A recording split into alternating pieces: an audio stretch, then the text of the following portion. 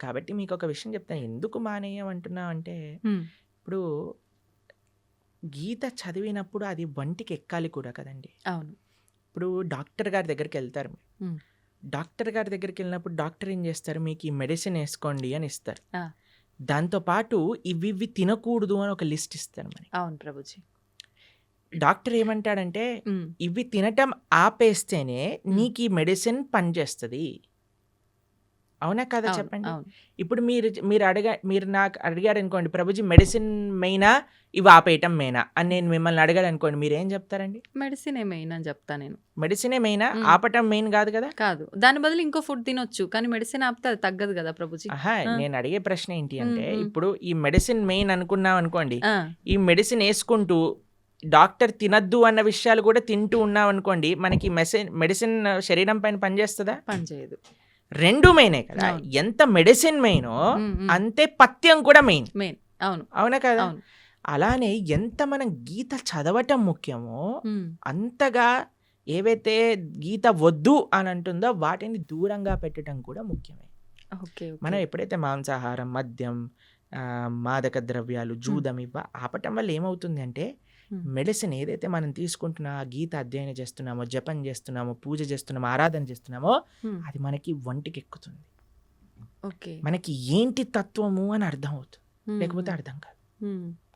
ఎందుకంటే ఈ deeper spiritual sciences అర్థం చేసుకోవాలంటే మనం సత్వగుణంలోకి రావాలి. హ్మ్. సత్వగుణం అంటే ఎటువంటి జీవహింస, ప్రాణిహింస, స్వయం హింస. ఇప్పుడు చూడండి, మాంసాహారం తినటం అంటే వేరే వాడిని హింసించటం. అవును. మాదక ద్రవ్యాలు, సిగరెట్, మందు. ఇప్పుడు చూడండి, ఈ శాస్త్రం వరకు చెప్పాల్సిన అవసరం లేదండి. హ్మ్. సిగరెట్ డబ్బా పైనే చూపిస్తుంది స్మోకింగ్ కాజెస్ క్యాన్సర్. అవును. మీరు సినిమాలలో ఒక చిన్న మందు బాటిల్ చూపించాడంటే పక్కన smoking and drinking is dangerous to health అని అంటారు. అవును ప్రభుజీ. ఒకటి, మీరు వేరే వాళ్ళనైనా హింసిస్తున్నారు, మీ శరీరాన్ని మీరు స్వయంగానే హింస హ్మ్. పెట్టుకుంటున్నారు. ఎక్కడైతే హింస ఉన్నదో హ్మ్. అక్కడ ధర్మం ఉండలేదు. ఆ! మొన్న మేము ఒక విషయంలో చెప్తున్నాం అనమాట. హిందూ అంటే అర్థమే హ్మ్. హింసకి ఎంతో దూరంగా ఉండేవాడే హిందువు. హ్మ్. అది హిందువు యొక్క అర్థం. ఓకే. ఓకే. కాబట్టి మాంసాహారం తిని గీత చదవచ్చా అని హ్మ్. అంటే ఫస్ట్ మాంసాహారం బంజేయండి. హ్మ్. ఇప్పుడు ధనుర్మాసం వస్తుంది. తర్వాత కొత్త సంవత్సరం వస్తుంది. ఒక అవును. సంకల్పం తీసుకోండి. సర్లే ఎవరైనా అంటారండి మేము తినకపోతే చచ్చిపోతామని? అలాంటి వాళ్ళు ఎవరైనా ఉంటారా అండి? లేదు. లేదు కదా! లేదు. అదేమి నేను ఇప్పుడు ఊపిరి పీల్చుకుపోతే చచ్చిపోతాను అని అంటే ఓకే. పర్వాలేదయ్యా ఊపిరి పీల్చుకో అని చెప్తా. అవును. నీళ్ళు తాగకపోతే చచ్చిపోతాము. సరే పర్వాలేదు, అది కూడా ఒప్పుకుంటా. నేను వేరే ప్రాణిని చంపి తినకపోతే చచ్చిపోతాను అనేవాడు ఉంటాడా అండి ఎవరైనా? లేదు. లేరు ఉండరు. కదా! ఉండరు. హ్మ్. కాబట్టి అది నీ ప్రాణం పైకి రావట్లేదు. హ్మ్. కాబట్టి వేరే వాళ్ళ ప్రాణం తీయకు. హ్మ్. హ్మ్. కాబట్టి మనం ఒక సంకల్పం తీసుకుందాం. హ్మ్. మంచిగా ధార్మికంగా ఉండడానికి ప్రయత్నం చేద్దాం. హ్మ్. ఎందుకు మీకు ఈ విషయాలు చెప్తున్నానంటే, ఒకళ్ళు ఇటీవల మాకు చెప్పారు. ఒక కంపెనీలో పనిచేసే 250 మంది ఎంప్లాయీస్ ఆ! మన వీడియోస్ వల్ల మాంసాహారాన్ని మానేసిన వాళ్ళు ఉన్నారట. అవును. అవును. కాబట్టి అందుకోసమే మనం మళ్ళీ చెప్తున్నాం. ఎందుకంటే జనాలకి పాపం తెలీదు. తెలీదు. ఇప్పుడు ఉండే ప్రవచనకర్తలు కూడా ఎలా తయారయ్యారంటే, ఏం తిన్నా పర్వాలేదు, మీరేం చేసినా అంతే. పర్వాలేదు, అన్నీ వీటికి వాటికి సంబంధం లేదు, అది ఇది అంటున్నారు. అవును. కానీ అలాంటి వాళ్ళు ఉన్నప్పుడు మనకి ధర్మం ఏంటో తెలిసినప్పుడు మనం కరెక్ట్‌గా చెప్పాలి కదా! అది హ్మ్. మన హ్మ్. కర్తవ్యం కదండీ! అవును ప్రభుజీ. కాబట్టి అందుకోసం చెప్తున్నాను. హ్మ్. హ్మ్. కాబట్టి మంచిగా ధార్మికంగా ఉండండి. ఆహ్, మంచి భగవంతుడి యొక్క కృప పొందే విధంగా ఉండాలి. హ్మ్. కాబట్టి గీత చదవండి. గీత చదివిన విషయాలు ఎప్పుడైతే మనం అర్థం చేసుకుంటామో అప్పుడు మన చెడలవాట్లన్నీ కూడా ఒకదాని తర్వాత ఒకటి పోతాయి. హ్మ్. దాంట్లో ఎటువంటి సందేహం లేదు. ప్రభుజీ, ఇప్పుడు ఆహార నియమాలైతే పాటించాలి ఆధ్యాత్మికంగా మనం ఉన్నప్పుడు, మన ధర్మ ప్రకారంగా శాస్త్రంలో ఏం చెప్పబడిందో అని అన్నారు. అయితే ఆహార నియమాలు పాటించడం వరకు ఓకే గానీ, ఆహారం కూడా తినకుండా అంటే ఉపవాసం. తినకుండా పూజలు చేయమని అలా ఉందా మన ధర్మంలో అంటే ఏం చెప్తారు? మీకో విషయం తెలుసా? ఇప్పుడు ఒక పెద్ద థియరీ నడుస్తుంది. మీరు ఇంటర్నెట్‌లో చూడండి ఈ విషయం గురించి. హ్మ్. ఎంత మనం తక్కువ తింటే అంత మన ఆరోగ్యం బావుంటది. అవును.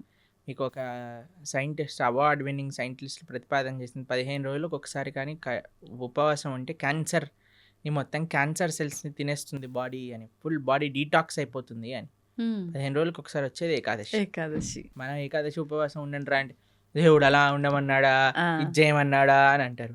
కానీ వెస్టర్న్ సైంటిస్ట్ వచ్చి do this fasting and you will be cancer cells will be gone అనగానే ఓ వా అని అంటారు మన వాళ్ళు. అది మన దగ్గర ఉండే ఒక మూర్ఖత్వం అంటారు చూడండి, అమాయకత్వము, అజ్ఞానము అని అనొచ్చు మనం. కాబట్టి మన శాస్త్రం ఏదైతే చెప్తుందో అది జాగ్రత్తగా ఆచరించటం వల్ల మనకు తెలుస్తుంది. ప్రతిదీ ప్రశ్నించాల్సిన అవసరం లేదండి. మనం ఏం చేయాలంటే ఫస్ట్ ఆచరించాలి. ఇప్పుడు మీకు స్కూల్లో అడ్మిషన్ ఇచ్చారనుకోండి, యూనిఫామ్ వేసుకోండి, సాక్స్ ఈ కలర్లో ఉండాలి, షూస్ ఇలా ఉండాలి, పాలిష్ చేసుకొని రావాలి, హెయిర్ స్టైల్ ఇలా ఉండాలి, ఆడపిల్లలు అయితే జడ వేసుకొని రావాలి అని చెప్తారు. ఎందుకు జడ వేసుకోవాలి, ఎందుకు యూనిఫామ్ వేసుకోవాలి, ఎందుకు షూ పాలిష్ చేసుకోవాలి, ఇవన్నీ అడగం, చెప్పింది చేస్తాం. చెప్పినప్పుడు స్కూల్లోకి వెళ్ళినప్పుడు ఓ ఇది అందరూ కామన్గా ఉండడానికి, ఇది డిసిప్లిన్గా ఉండడానికి, మనకి బాధ్యత నేర్పించడానికి, క్లీన్లీనెస్ నేర్పించడానికి, ఒక యునైటెడ్ కాన్షియస్నెస్ రావడానికి, ఇవన్నీ ఎప్పుడు వస్తాయి? ఆచరిస్తూ ఉన్నప్పుడు, 10 మందిని చూస్తున్నప్పుడు వస్తాయి. కానీ మన లోపల ఏమైపోయింది, ఫస్ట్ ఏం చేయాలన్నా సరే ప్రశ్నించడం ప్రారంభం చేసాం. ఇది చేయండి రా, ఎందుకు చేయాలి, ఇది చేస్తేనే దేవుడు కరుణిస్తాడా, ఇది చేస్తేనే ఇది అవుతుందా, లేకపోతే అవ్వదా? ప్రతిదానికి ఆన్సర్ ఉంటుందండి. కానీ ఎవరికి చెప్తాము? ఎవరైతే వినయంగా ఆచరిస్తున్నారో అటువంటి వారికి చెప్పచ్చు. మూర్ఖంగా వాదించేవాడికి చెప్పలేము. కాబట్టి ఉపవాసం ఎందుకోసము, ఇలా వ్రతం ఎందుకోసము, లేదా ఒక పూజా విధానం ఎందుకోసము అని అంటే అది మనల్ని భగవంతుడి దగ్గరికి తీసుకెళ్తుంది. భగవత్ ప్రీత్యర్థం, మన ఆరోగ్యం బాగుండటం, ఇవన్నీ సెకండరీ. కొన్ని నియమాలు శాస్త్రములు చెప్పాయి, ఈరోజు ఇలా ఉండండి, ఈరోజు ఇలా ఉండండి అని. పెద్దలు చెప్పిన మాట, పెద్దల మాట పెరగన్న మూట అంటాం కదండి. పెద్దలు చెప్పిన మాటే పెరగన్న మూట అంటే శాస్త్రం చెప్పిన మాట ఇంకెంత మంచిది చెప్పాలి. కాబట్టి ఆచరించడం ప్రధానం. ఒకసారి ఆచరించడం ప్రారంభం చేస్తే మనకి ఎవరిని అడగకుండా తెలిసిపోతుంది ఎందుకు చేయమన్నారు ఏంటి, ఆ బెనిఫిట్స్ మనమే చూస్తాం. ఇప్పుడు ఒక ఆహార నియమాన్ని చెప్పామనుకోండి, దాన్ని ఆచరిస్తూ ఉన్నప్పుడు కన్సిస్టెంట్గా మనకు తెలుస్తుంది, అరే మన జీవితం ఎలా మారింది, మన క్లారిటీ ఆఫ్ మైండ్, థాట్, మన జీవన శైలి, మనం మాట్లాడే విధానం, మన ఆలోచనలు, మన స్ట్రెస్, మన డిప్రెషన్, మన యాంగర్, అవన్నీ ఎట్లా తగ్గుతుంది. లేదు నాకు ప్రూవ్ చేయి తర్వాత మానేస్తానంటే ఎలా చెప్పండి? కాదు కదా. ఇప్పుడు ఇప్పుడు ఇంజనీరింగ్ కాలేజ్లో ఒకటి జాయిన్ అవుతున్నాడు, నాకు జాబ్ ఇస్తేనే నేను జాయిన్ అవుతా అంటాడా? అన్నారు. నువ్వు జాయిన్ అవ్వు, నువ్వు చదువు, అప్పుడు నీకు జాబ్ వస్తుంది, అంతే కదా. ఫస్ట్ నాకు ప్లేస్మెంట్ ఇవ్వు తర్వాత జాయిన్ అవుతానంటే ఎలా అండి? అవును, ఫస్ట్ నువ్వు జాయిన్ అవ్వు, ప్రాసెస్ని ఫాలో అవ్వు, అప్పుడు మొత్తాన్ని క్లియర్గా వస్తుంది. అయితే ప్రభుజీ నాదొక చిన్న డౌట్, అంటే ఇలా ఆలోచించడానికి కారణం ఇది అయి ఉంటుందేమో అని. కొన్ని అంటే ఇప్పుడు సైంటిఫిక్గా ప్రూవ్ చేసిన తర్వాత మీరు చెప్పినట్టుగా నమ్ముతున్నారు అంటే అది మనకి ఎప్పుడో ఉంది శాస్త్రాల్లో. కానీ మన శాస్త్రాలు పురాణాల విషయానికి వస్తే కొన్ని వేల లక్షల సంవత్సరాల క్రింద నుంచి ఉన్నవి అని చెప్తారు. కానీ అంటే ప్రతిదానికి కూడా ఒక నిర్దిష్టమైన అంటే ఇది టైము, ఇప్పుడు రచించారు, లేకపోతే ఇప్పుడు రాశారు, ఇప్పటి నుంచి ఉంది అని నిర్దిష్టమైన ఒక సమయం లేదు. అందుకని చెప్పి ఎలా నిర్దిష్టమైన సమయం ఉంటుందండి? ఎందుకంటే దానికి నిర్దిష్టమైన సమయమే లేదు, అనాదిగా వస్తుంది. భగవంతుడు ఉన్నప్పటి నుంచి జ్ఞానం ఉన్నది. భగవంతుడు బ్రహ్మకు ఉపదేశం చేశారు వేదాలు. ఎప్పుడని ఎలా చెప్తాం? ఆది అని అంటాం. అవును, ఆదికి టైం ఇన్ఫినిటీకి ఎప్పుడు అయిపోతుంది? ఇన్ఫినిటీ చెప్పండి అంటే ఎలా అంటాం? చెప్పలేం. అలానే ఒక స్టార్టింగ్ పాయింట్ అంటూ లేదండి. కొన్ని విషయాలకు చెప్పచ్చు. భగవద్గీత 5000 సంవత్సరాలు అయింది, ఎందుకంటే కృష్ణుడు ఆవిర్భావం అప్పుడైంది. కృష్ణుడు 125 సంవత్సరాలు ఉన్నప్పుడు అర్జునుడికి భగవద్గీత ఉపదేశం చేశారు. ద్వాపర యుగం అయిపోయింది, కలియుగం స్టార్ట్ అయిపోయింది. కాబట్టి సుమారుగా ఇన్ని సంవత్సరాలు. ఇప్పుడు కృష్ణుడు పుట్టినరోజు ఏదైతే కృష్ణాష్టమి చేసుకుంటారో అప్పుడు రాస్తారు 5000 ఇన్నో సంవత్సర జన్మాష్టమి అని. కొన్ని మనకి నిర్దేశం ఉంది, కానీ అపౌరుషేయమైన వేదములకు ఎలా చెప్తాను చెప్పండి. వ్యాసుల వారు 5000 సంవత్సరాల క్రితం వేద విభజనను చేశారు. అన్నీ ఎంతో పైలప్గా ఉన్న వేదాలన్నింటినీ 4 కేటగిరీస్గా చేసి చక్కగా ఈజీగా అండర్స్టాండ్ అయ్యే విధంగా మనకు అందించారు. కాబట్టి దానికి ఒక లెక్క ఉంది. ఓకే, కాబట్టి అన్నిటినీ, అందుకే ఇందాక అన్నట్టుగా మనము ఇప్పుడు టీచర్ ఇక్కడ అమెరికా ఉంది అని మనం మ్యాప్లో చూపించేసింది అనుకోండి, వెళ్ళొచ్చాక నమ్మం కదండి. అమెరికా ఉంది అంటే అమెరికా ఉంది. ఇప్పుడు ఎగ్జామ్ పేపర్లో ఈ కాంటినెంట్ ఏంటి, అమెరికా రాసిస్తాం. కానీ టీచర్ని అడగమను ఏంటి ప్రూఫ్ చూపించమని. కాబట్టి శాస్త్రాన్ని మనం యథాతథంగా ఫస్ట్ మనం కొద్దిగా నమ్మకాన్ని ఇన్వెస్ట్ చేసినప్పుడు ఆ నమ్మకం బట్టి మనకి ఆ శాస్త్రం అనేది ప్రస్ఫుటితం అవుతుంది, మన మనసులో గోచరం అవుతుంది, మనకి విషయాలు తెలుస్తూ ఉంటాయి. దానికి భాగవతోత్తముల యొక్క సాంగత్యం, సద్వైష్ణవ ఆచార్యుల యొక్క సాంగత్యం, గురువుల యొక్క సాంగత్యం, పరంపరాగతమైన గురు పరంపర యొక్క సాంగత్యం ఎప్పుడైతే దొరుకుతుందో అప్పుడు మన మిగతా విషయాలన్నీ కూడా మనకు తెలుస్తాయి. ప్రభుజీ గీతని ఉపనిషత్తు అని అంటుంటారు. ఎందుకని ఉపనిషత్తు అంటారు? ఉపనిషత్తులో ఉండే జ్ఞానం అంతా కూడా గీతలో ఉన్నది. హ్మ్. ఇప్పుడు చూడండి, మీరు పాలు తీసుకున్నారనుకోండి, ఓ 10 లీటర్ల పాలు తీసుకున్నారు. హ్మ్. దాన్ని బాగా మీరు వేడి చేస్తూ ఉన్నారనుకోండి, కొద్దిసేపు అయ్యాక ఎర్రగా మారుతాయి. అవును. దాని తర్వాత ఇంకా చాలా కండెన్స్ అయిపోతుంది. దాన్ని రబడీ అంటారు. హ్మ్. తెలుసా? మీరు రబడీ తిన్నారా ఎప్పుడైనా?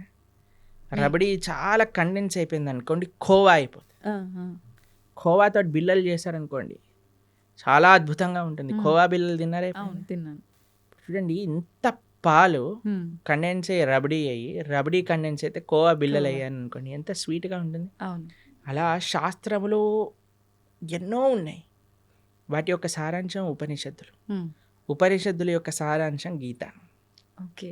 సర్వోపనిషదో గావో దోగ్ధా గోపాలనందన. హ్మ్. అన్ని ఉపనిషత్తులు కూడా సర్వోపనిషదో గావు, హ్మ్. అన్ని ఉపనిషత్తులు కలిపి ఒక ఆవు అనుకుంటే, దుగ్ధా గోపాలనందన, ఆ ఆవు యొక్క పాలు ప్రీతికి హ్మ్. పార్థో వత్సః అంటే అర్జునుడు ఒక దూడగా చేసుకొని హ్మ్. మన కోసం అందించిన పాలే గీత. గీతామృతం మహత్ అని. హ్మ్. అటువంటి గీతామృతం ఏదైతే భగవద్గీత ఉందో అది అన్ని ఉపనిషత్తుల యొక్క సారాంశమే కాబట్టి అది ఉపనిషత్, గీతోపనిషత్ అని మనం అంటాం. ప్రభుజీ ఇప్పుడు విష్ణువు అవతారాల్లోకెల్లా అన్ని అవతారాల్లోకెల్లా కృష్ణుడి ఒక్క అవతారానికి మాత్రమే అంటే ఒక బోయవాడి చేతిలో విషపు బాణానికి మరణించాడు అని చెప్పి వింటూ ఉంటాం. ఎందుకని ఇలా డిసైడ్ చేయబడిందంటారు? ఎలా సాధ్యపడింది అలా? అసలు కృష్ణుడు బోయవాడి చేతిలో చనిపోయాడు అనేది అబద్ధం. అబద్ధమా? మరి ఒక విషయం మీకు మాట్లాడుకోవడానికి? అడుగుతాను చెప్పండి. హ్మ్. చిన్నపిల్లవాడు 6 రోజులు 8 రోజులు అంత వయసున్న పిల్లవాడికి పూతన అని ఒక పెద్ద రాక్షసి వచ్చింది. ఒకసారి మీరు వినే ఉంటారు కృష్ణుడి యొక్క కథలో. విన్నారా పూతన రాక్షసి? విన్నా. 21 మైళ్ళు ఉండేది ఆ రాక్షసి. హ్మ్. ఎంత పిల్లవాడు? చిన్నగా. 6 రోజులు. అటువంటి పిల్లవాడిని పట్టుకొని అలాంటి పూతన సంహారం 6 రోజులకి చేసిన కృష్ణుడు. 21 మైళ్ళు ఉండే రాక్షసి. తృణావర్త, శకటాసుర, కేశి, అరుష్టాసుర, ప్రలంబాసుర, వత్సాసుర, ధేనుకాసుర, ఇలాంటి అసురులందరినీ, అఘాసుర, వ్యోమాసుర, ఇటువంటి అసురులందరినీ చిన్న వయసులో చిన్న పిల్లవాడు ఇలా బొమ్మలతో ఆడినట్టుగా, చిన్నపిల్లలు యానిమల్ బొమ్మలను ఆడతారు చూడండి, అవును. అవి చిన్న పిల్లవాడు తీసుకొని ఇలా పడేశాడు అనుకోండి, ఆ డైనోసారస్ వెళ్ళి అలా గోడకి ఎత్తుక్కుంటుంది. అలా చిన్నపిల్లలు ఇంత దేవతలందరూ, బ్రహ్మాది దేవతలందరూ వణికిపోయి అసురులందరూ చిన్నపిల్లవాడిగా కృష్ణుడు సంహరించేశారు. హ్మ్. కాళీయ అనే విషపూరితమైన సర్పం పైన నృత్యం చేసి కాళీయుడిని తరింపజేశాడు ఆయన. కస్యానుభావో నదేవ విద్మహే తవాంగ్రిరేణు స్పర్శాధికార. కాళీయుడిని అనుగ్రహించిన కృష్ణుడు హ్మ్. ఒకసారి మొత్తం కారు చిచ్చు మొత్తం అరణ్యంలో అంతా మంట పెట్టుకుంటే అనేసరికి మొత్తం మంట అంతా ఆయన లోపలికి వెళ్ళిపోయింది. హ్మ్. గోవర్ధనగిరి 21 మైళ్ళు ఇప్పుడు మనం చూస్తున్నాం. బృందావనంలో ఆనాటికి ఎంతో ఉండేది. గోవర్ధనుడికి ఒక శాపం ఉంది, రోజు ఆవగిందంతా తక్కువైపోతావు అని. ఆహా. అందుకోసం ఇప్పుడు చూస్తే కృషించిపోయింది. ఓకే, కానీ ఓకే. కృష్ణుడు ఉన్నప్పుడు ఇంకా మహిమాన్వితంగా ఉండేది. హ్మ్. అటువంటి పర్వతాన్ని 7 రోజులు 7 రాత్రులు చిటికని వేలిపైన, ఎడమ చేతి చిటికని వేలిపైన పట్టుకున్న కృష్ణుడు హ్మ్. ప్రవాసన అనే ఒక పర్వతం ఉండేదండి. ఒక పెద్ద మౌంటైన్ పై నుంచి లాంగ్ జంప్ చేస్తాడు ఆయన. హ్మ్. హ్మ్. లాంగ్ జంప్ చేసినప్పుడు సేఫ్ ల్యాండింగ్ అవుతుంది ఆయనకి. హ్మ్. మీకు ఇంకో విషయం చెప్తాను. యమలోకానికి వెళ్ళి వాళ్ళ గురువు గారి యొక్క శిష్యుడిని పట్టుకొని వస్తాడు కృష్ణుడు. ఆ. అటువంటి శిష్యుడికి ఎప్పుడైతే కృష్ణుడు వెళ్ళి యమలోకంలో శంఖం పూరించాడో, యమధర్మరాజు పరిగెత్తుకుంటూ వచ్చి, అయ్యా నీకేం కావాలో చెప్పు అనగానే, మా గురువు గారి శిష్యుని వదిలేసి అనగానే తీసుకొచ్చి, అయ్యా తీసుకోండి, నువ్వే ప్రపంచానికి సొత్తు, నువ్వేం కావాలన్నా ఇస్తాను అని యమధర్మరాజు ఇచ్చేసాడు. హ్మ్. అటువంటి కృష్ణుడికి ఒక బోయవాడు బాణాన్ని హ్మ్. పాదాలకు పాదాలకి. వదిలేస్తాడు. మీరు ఒకసారి ఆలోచన చేయండి. హ్మ్. ఒక పాదానికి, ఒక ఫీట్కి ఎవరికైనా బుల్లెట్ తగిలింది అనుకోండి, హ్మ్. చనిపోతాడా? చనిపోరు. కాకపోతే కాలు ఏదో మన ఒకటి అవుతుంది. సీరియళ్లలో పాయింట్ బ్లాక్ లో బుల్లెట్ పోయినా సరే వాడు నెక్స్ట్ మినిట్ వాళ్ళ బ్రతుకుతాడు. భార్య ప్రార్థన చేయగానే లేచి నించుంటాడు. అలాంటిది పరమాత్మ, భగవంతుడైన శ్రీకృష్ణ పరమాత్మ ఆ. కాలికి ఒక బాణం తలిగితే చనిపోతారు అని అంటే ఎలా మనం నమ్మగలుగుతాం చెప్పండి? హ్మ్. ఎటువంటి స్వామి? హ్మ్. మీకు ఒక విషయం చెప్తాను, అందుకే శాస్త్రాన్ని చదవాలి. హ్మ్. ఇన్స్టాగ్రామ్ రీళ్ళు అవి ఇవి చూడకూడదు. హ్మ్. భాగవతం ఏం చెప్తుంది అంటే, కృష్ణుడు అలా ఒక పెద్ద చెట్టు కింద శంఖచక్ర గదా పద్మములతో ఇలా విశ్రమించి ఉన్నాడు. హ్మ్. దూరం నుంచి ఒక బోయేవాడు చూశాడు హా. కృష్ణుడిని. కృష్ణుడి యొక్క పాదము ఆయనకి ఒక జింక చెవిలా కనిపించింది అనమాట. ఆహాహా.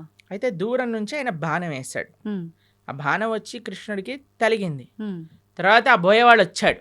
ఉమ్, ఇప్పుడు బాణం వేసాక చూస్తాడు కదండి, గురి అవును. తలిగిందా ప్రాణం తగలలేదు. చూసుకోవచ్చా అని కృష్ణుడి దగ్గరికి వస్తాడు. ఉమ్, ఓ కృష్ణ పరమాత్మ సాక్షాత్తుగా కృష్ణుడు అని దర్శిస్తాడు. ఉమ్, 3 ప్రదక్షిణలు చేస్తాడు ఉమ్, కృష్ణుడికి. కృష్ణుడు అంటే అయ్యా నీకు మోక్షాన్ని ఇచ్చేస్తున్నాను అని, నువ్వు నా విరమణ చేసే నేను లీలలో, నా అంతర్ధానం అయ్యే లీలలో నువ్వు కూడా నీ యొక్క కాంట్రిబ్యూషన్ ఇచ్చావు ఓకే. కాబట్టి నీకు మోక్షాన్ని షూట్ చేసిన వాడేమో మోక్షానికి ఇచ్చేసాడు ఆయన, ఆ, ఈయనేమో శరీరాన్ని చనిపోతాడా? విడిచిపెట్టేశారంటే ఎంత విచిత్రం చూడండి. దాని అవును. తర్వాత ఏదో ఆ బాణం అలానే ఉంది. ఉమ్, స్వామి అన్నీ ఇంకా అవతార పరిసమాప్తి చెయ్యాలి అని అనుకునే సమయంలో దేవతలందరూ, వారి కోసం కదండి కృష్ణుడు ఆవిర్భవించింది, అందరు దేవతలు వచ్చి పైనుంచి పుష్పవృష్టి కురిపిస్తున్నారనమాట. తండ్రి నా కోసం నువ్వు అవతరించావు, కృతజ్ఞతలు కృతజ్ఞతలు అని అందరూ కృష్ణుని స్తోత్రం చేస్తుంటే, ఉమ్, కృష్ణో స్వదాగోపకతే ధర్మ జ్ఞానాభి సహ, కృష్ణుడు ఉమ్, శరీరాన్ని వదిలేసి ఇక్కడ ఏదో తర్వాత ఆయన ఆత్మ పైకి వెళ్ళిపోయింది అలాంటిది ఏం ఉండదండి. ఉమ్, ఆయన స్వయంగా శరీరం పూర్తి శ్రీకృష్ణ పరమాత్మ, ఆయనకి ఆత్మ వేరు శరీరం వేరు కాదండి. ఉమ్, కృష్ణుడు మనలాగా జీవుడు ఉమ్, పంచభౌతికమైన దేహం కాదండి. జన్మ కర్మచ మే దివ్యం. ఆ. ఆయన జన్మ దివ్యం, ఆయన కర్మ దివ్యం, ఆయన శరీరం దివ్యం. ఆయన ఎలా అయితే ఆ చెట్టు కింద కూర్చున్నారో అలానే ఉమ్, శరీరంగా ఆయన యొక్క ధామానికి చేరుకున్నారు కృష్ణ పరమాత్మ. ఉమ్, ఉమ్, ఉమ్. ఎప్పుడు ఆయన అవతార పరిసమాప్తి చెయ్యాలి ఆయన ఆ సంకల్పం చేసేసుకున్నారు. చేసేసుకున్నప్పుడు ఓకే. కాబట్టి ఆ బోయవాడి చేతితో చనిపోయాడు అనేది పెద్ద అబద్ధం. ఉమ్. ఇప్పుడు ఇక్కడ అంటే ఈయనకు మోక్షం కల్పించడం కోసమే ఆ బాణం తగలడమా ప్రభుజీ, లేదంటే రాముడు వాలిని చెట్టు చాటు అది కూడా నుంచి అబద్ధమే. చంపటము ఇదంతా? ఎందుకంటే వాలి చనిపోయే ముందు రాముడికి క్షమాపణ అడిగి అయ్యా నువ్వు చేసింది ధర్మమే ఉమ్, అని వాళ్ళ కుమారుడిని రాముడికి సరెండర్ చేయించి వెళ్ళిపోతాడు. ఉమ్, ఉమ్. కాబట్టి భగవంతుడికి మనలాగా every action as equal and opposite reaction లాంటి ఉండదు. స్వామి దగ్గర పనిచేయవండి. ఓకే, కానీ ప్రతి స్వామికి ఒక్కరు కర్మ ఉండదు. అదే అదే ఉదాహరణగా అంటున్నా కదా, తీసుకుంటారు. మనకి ఉమ్, మనం WhatsApp university, Instagram college, Facebook tuitions ఇవన్నీ తీసుకుంటాం కాబట్టి మనం ఇలా తయారయ్యాం. ఉమ్, ఉమ్, కానీ శాస్త్రంగా అర్థం చేసుకోవాలి మనం. ఉమ్. కావున కృష్ణుడికి భగవంతుడికి పుట్టుక ఉండదు, భగవంతుడికి మరణం ఉండదు.